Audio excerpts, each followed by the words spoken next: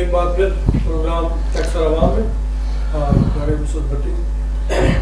میں جناب ریاض صاحب کے پاس دوبارہ جاؤں گا. ریاض صاحب یہ جو موجودہ NGOs اور یہ کام کر رہے ہیں, آپ کیا سمجھتے ہیں کہ یہ جو ہمارے ٹیکس کلیکٹرز ہیں ان کو ریسپیکٹ پہ راضی کس طرح کیا جائے کہ یہ لوگوں کو ریسپیکٹ دیں؟ ہمارے یہاں اتھارٹی کا اس کو کس طرح سے چیک رکھا جائے؟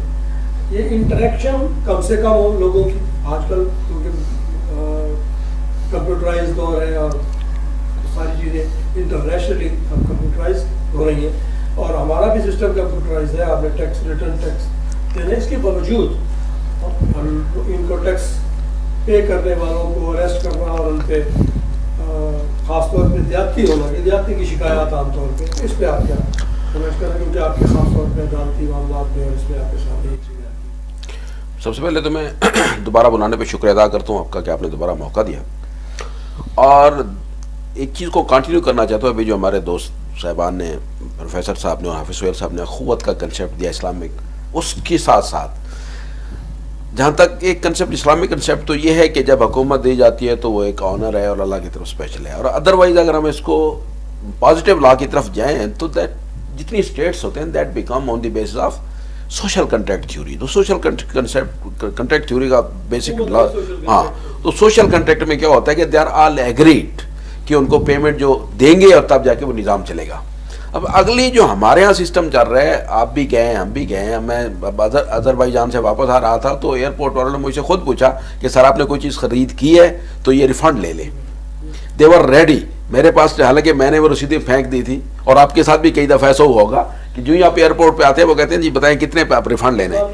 ہمارے یہاں کنسیپٹ تو وہی ہے کہ ہم جب ایڈوانس کاٹتے ہیں کسی سے, ایون چھوٹا تھوڑی سی ایون جا کے آپ کوئی چیز موبائل خریدتے ہیں تو اس کے اوپر ایڈوانس اور وہ ہیلڈنگ ہے, that is always with the concept to the وہ ریفنڈ, کہ اینڈ آف دا ڈے جب ریٹرن بھریں گے تو ریفنڈ لے لیں گے. لیکن ہمارے پاس ہو کیا رہا ہے کہ پیسہ چلا تو جاتا ہے واپس نہیں ہے, اور یہی سپریم کورٹ میں آج کل بحث بھی چل رہی ہے. پہلی چیز تو ہمیں یہ ہے کہ ہمیں ہر حالت میں اس ڈاٹے کو ٹھیک کرنا پڑے گا کہ ہر بندہ جو جہاں اس کا پیسہ جاتا ہے ریفنڈ کو اس کو پتا ہو کہ یہ مجھے مل جائے گا. سب سے پہلا ٹرسٹ یہ, جس دن اسٹیٹ نے انڈیویجول کو ریفنڈ دینا شروع کر دیا سمجھو پیسے لوگ دینا شروع کر دیں گے, پہلی چیز. دوسرا کنسیپٹ یہ ہوتا ہے کہ جو ماڈرن کنسیپٹس وہ یہ ہوتے ہیں کہ جو آپ کو بزنس دے رہا ہوتا ہے کسٹمر آلویز دی باس. ہمارے ہاں کیا ہے کہ ہمارا ایک بیوروکریٹک سسٹم ہے, ہمارے پاس جو مشینری ہے پیسے لینے والی وہ سمجھتے ہیں کہ ہم تو لارڈ ہیں اور یہ دینے والا ٹیکس کلیکٹر. اس کو ہمیں چینج کرنا پڑے گا, ان کے اندر یہ ٹریننگ ایسی کرنی پڑے گی, کیپیسٹی بلڈنگ یہ کرنی پڑے گی کہ ہر جگہ جا کے کہیں گے بھائی صاحب آپ سے پیسہ لینا ہے, آپ ہمارے بڑے, آپ ہمیں دیں قوم کے خزانے میں. وہ اس کو ہر رات میں ٹرینڈ بدلنا پڑے گا. جب تک ہم جو کلیکٹر ہے اس کے مائنڈ سیٹ بدلتے نہیں ہیں, ہمارے یہاں آپ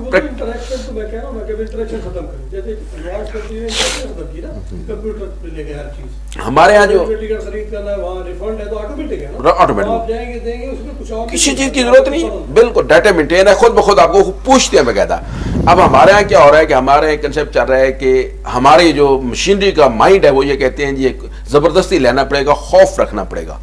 خوف کی ایک سٹیج ہوتی ہے جب ہم ڈیولپ ہو جائیں گے تو پھر چند کلاسز آف پرسن ہوتے ہیں جہاں خوف رکھنا ہوتا ہے, جہاں آپ کو پرابلم ہوتا ہے کہ یہ ٹیکس ایویژن کر رہے ہیں یا ٹیکس چوری کر رہے ہیں. ہاں جو کر رہے ہیں, ہمارے یہاں تو وہ کلاس ہی نہیں ہے, ہمارے ہاں تو اس طرح کی کلاس نہیں ہے. پہلے ہمیں ہر حالت میں سافٹ کارنر پہ جا کے رسپیکٹ دینی پڑے گی, اور اسپیشلی جو لوور کلاس ہے ایون ریڈی والا ہے اگر اس کے اوپر اب فلیٹ ریٹ لگا دیتے ہیں, آج جیسے ابھی چل رہا ہے کہ ابھی آ رہا ہے جی پکوڑوں کے اوپر بھی ٹیکس آ رہا ہے, ابھی چینج آ رہی ہے نا اس لاء کے اندر کہ دکانوں کے اوپر بھی ٹیکس لے کے پکوڑے والے ہر چیز لگائیں, لیکن اس کو ایک اسٹڈی کر کے ایک فلیٹ ریٹ کر لیں رسپیکٹ کے ساتھ, اس کو پتہ ہاں جس طرف دیکھیں نا یہ جب یہ چھوٹے چھوٹے جتنے دکاندار ہوتے ہیں یہ شام کو کمیٹی اکٹھی کرتے ہیں 100 200 500 واٹ ایور جو بھی ہے ڈیلی بیسس پہ اکٹھے کرتے ہیں, اور اینڈ آف دا ڈے ان کے پاس بہت سارا پیسہ ہوتا ہے. اسی طرح ان کو یہ پتا ہو کہ ہم نے صرف اور صرف 10 روپے شام کو دینے ہیں گورنمنٹ کو, تو میں نہیں سمجھتا کہ یہ ہمارے دنوں کے اندر چینج ہو جائے گا. اور لینے والا جو جائے گا وہ یہ نہیں کہے گا کہ مجھے آپ 2 روپے دے دیں اور باقی 8 روپے چھپا لیں, ایسا نہ ہو. وہ ایسا ہو کہ جو ہمارا جائے وہ اتنا کی ضرورت نہیں ہے. یہ بیہیویئر, اور جیسے آپ نے پہلے کسی پروگرام میں ایک دو پہلے بھی کہا تھا کہ اس میں آپ کو تھوڑا سا ان کو کیپیسٹی بلڈنگ کرنی پڑے گی ہمیں, ان کو میجر ہوئی ہے جب تک چینج کرنا پڑے گا. یہ صورت حال ہے. میں دوبارہ پھر پروفیسر صاحب کے پاس آتا ہوں. خاص طور پہ ان سے تو دوسرے ٹاپک آتے ہیں. کرپشن کے حوالے سے ہمارے یہاں بہت شور ہمارے وزیر اعظم صاحب سے لے کے نیچے تک تو کرپشن بہت ہو رہی ہے کرپشن. تو اس سلسلے میں آپ کیا کہتے ہیں کہ یہ چیز کرپشن کو بار بار ریپیٹ کرنے سے کیا کرپشن روکی جا سکتی ہے, یا اس کا کیونکہ جب ہم مدینہ کی ریاست کا آپ حوالہ دیتے ہیں تو وہاں بھی غلط کاریاں ہوتی تھی اس زمانے میں, تو کیا انہوں نے اس کو پروپیگیٹ کر کے ختم کیا یا اپنے بیہیویئر سے اپنے کریکٹر سے اس چیز کو ثابت کیا کہ اور دوسرے لوگوں کو درگزر کر کے معاف کر کے, یا اس کو لیجسلیشن کا اس پہ ان کو عدالتی کارروائیوں سے عدالتی عمل سے ان کو صحیح کرنے کی کوشش کی. ڈاکٹر صاحب گزارش یہ ہے کہ کرپشن تو ایک بڑی وسیع ٹرم ہے. ہمارے ہاں عام طور پہ صرف اس کو فنانشل کرپشن کے طور پہ لیا جاتا ہے, ورنہ مس یوز آف پاورز بھی کرپشن ہے, اپنی صلاحیتوں کا استعمال غلط کرنا یہ بھی کرپشن ہے. اور اب مالی کرپشن کی آپ بات کر رہے ہیں تو یہ بھی ظاہر ہے کرپشن ہے, لیکن کسی بھی کرپشن کو آپ خود وکلاء حضرات ہیں جب تک کہ ایویڈنسز کے ساتھ پروو نہ کر دیا جائے تو اس وقت تک تو وہ ایک الزام ہوتا ہے, اور الزام ثابت ہونے کے بعد بھی آپ اس مجرم کو سزا تو ضرور دیں, لیکن پھر بھی اس کی ایک سیلف رسپیکٹ ہے, اس کو اس وقت بھی ڈیمیج نہیں کر سکتے. میں آپ کو حوالہ دیتا ہوں خود اللہ کے نبی صلی اللہ علیہ وسلم کے دور کا, میں صحابی کا نام اب میرے ذہن سے اسکپ ہو گیا, لیکن بالکل یہ سیرت کا صحیح واقعہ ہے.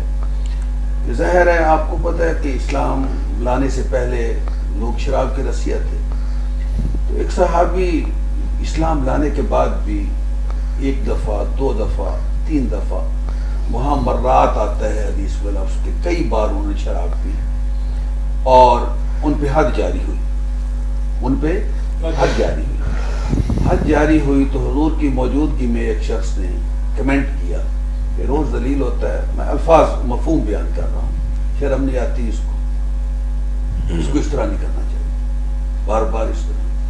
تو اللہ کے نبی صلی اللہ علیہ وسلم نے یہ الفاظ سن لیے. اب یہ وہ مجرم ہے جس پہ پروو ہو گیا ہے, جس کو کورٹ نے سزا دے دی ہے, لیکن اس کی رسپیکٹ ڈیمیجنگ ورڈز جب آپ نے سنے تو آپ نے کہا ٹھیک ہے اس نے کیا ہے تو وہ بھگت رہا ہے, اور وہ گلٹی کانشیس بھی ہے کہ مجھ سے غلطی ہو جاتی ہے اور وہ پیش بھی ہوتا ہے, لیکن میں گواہی دیتا ہوں کہ وہ اللہ اور اللہ کے رسول سے محبت کرتا ہے. Always take the positive side of the things. ہمارے ہاں نیگیٹیوٹی اتنی زیادہ آ گئی ہے. اب ہمارے سامنے 20 کیس ہے, اتنے ارب کھا گئے, اتنے ارب لے گئے, اتنی ٹرانزیکشن ان لافل ہو گئی, اتنی بینکنگ سے چلی گئی, اتنی فلاں, لیکن آج تک ایک بھی پروو نہیں ہوا. You could not receive a single penny even. خرچ کر کے بھی مطلب کروڑوں اور اربوں روپے لگا دیے آپ نے, کیا جسٹس سسٹم ہے؟ ابھی نیب کے وکیلوں کو اتنی فیسیں دی جاتی ہیں اور اس کے باوجود وصولی کچھ بھی نہیں ہے, اور ابھی وہ الزام کے درجے میں. تو حقیقی بات یہ ہے سر کہ کرپشن کی جو آپ بات کر رہے ہیں کہ کرپشن پہلی بات تو ہے کہ اس کے راستے روکیں, ان ذرائع پہ آپ پابندی لگائیں کہ جو کرپشن کی طرف لے کر جاتے ہیں. اور وہی بات پھر آ جاتی ہے, پھر آپ اگر ٹیکس کے حوالے سے کہتے ہیں کہ لوگ اب ٹیکسز بھی کیوں نہیں دیتے, انہیں پتہ ہے کہ ہمارا دیا ہوا پیسہ کرپشن کے ذریعے ان تجوریوں میں چلا جاتا ہے, حکومتی عہدیداروں کے پاس چلا جاتا ہے. اور ایک بات آپ ٹیکس کے حوالے سے میں عرض کروں گا, tax revenue whatsoever آپ جو اس کو نام دیں, کہ جس سے آپ لیتے ہیں ان کو آن بورڈ بھی رکھیں, بتائیں کہ ہم آپ سے یہاں سے لے رہے ہیں, یہاں لگا رہے ہیں. آپ دیکھیں وہ گورنمنٹ کی ریونیو اور انکم ہی تھی جس کو آپ مال غنیمت کہتے ہیں. عمر ابن خطاب جیسا خلیفہ کھڑا ہے اور ممبر رسول پہ کھڑا ہے, خطبہ دے رہا ہے, اور بیٹھے ہوئے ایران اور روم کے بادشاہ تھر تھر کانپتے ہیں, اور ایک دبلا پتلا کمزور سے صاحب بھی کھڑا ہوتا ہے. امیر المومنین نہ سنیں گے نہ اطاعت کریں گے. پہلے بتاؤ یہ قمیض کیسے بنی آپ کی؟ سبحان اللہ. اس جنگ میں تو میں بھی شامل تھا, کپڑا میرے حصے میں بھی آیا, میں پوتا قد پستہ قد چھوٹے قد کا ہوں, میری قمیض تو بن نہیں سکی, آپ کی کیسے بن؟ یہ گورنمنٹ ریونیو ہوتی ہے نا, مال تھا ایک جو ملا تقسیم ہوا. تو آپ نے قطن غصہ نہیں منایا, بہت برا نہیں منایا اس کا, کہا بالکل ٹھیک ہے آپ کی بات. عبداللہ ابن عمر میرا بیٹا موجود ہے کہیں کھڑے ہوئے, کہا بیٹے جواب دے. کہا میں بھی موجود تھا, ایک کپڑا میرے حصے میں آیا, ایک والد گرامی کے حصے میں آیا, میں نے اپنی قمیض کا حصہ بھی دے دیا اور لمبا کرتا میرے والد صاحب کا بنا. اب اس نے کہا کہ ہم سنیں گے بھی صحیح اور اطاعت بھی کریں. کمرشل بریک کے لیے کہا گیا ہے, پھر معذرت چاہتے ہیں, پھر انشاءاللہ کمرشل بریک کے بعد حاضر